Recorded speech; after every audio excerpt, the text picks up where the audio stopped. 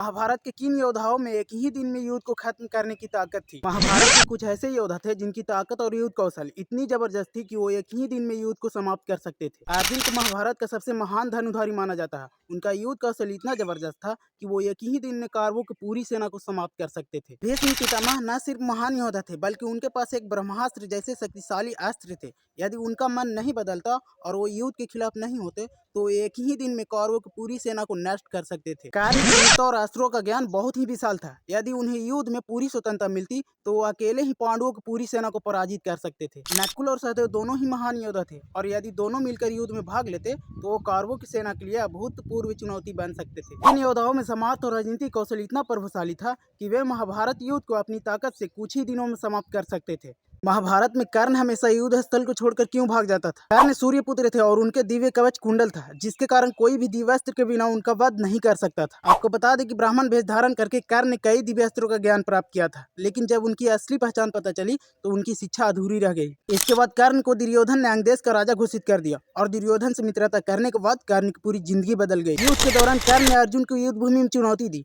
लेकिन कर्ण राजवंश न होने के चलते उनकी सम्मान को ठेस पहुंची। वहीं घोष यात्रा के दौरान कर्ण ने चित्रसेन से हारकर युद्ध भूमि को छोड़कर चले गए, जो कि उनकी जीवन की सबसे बड़ी हार हुई। विराट युद्ध में कर्ण और कौरव सेना को अर्जुन ने अकेला हराया और यह भी कर्ण की सबसे बड़ी पराजय हुई।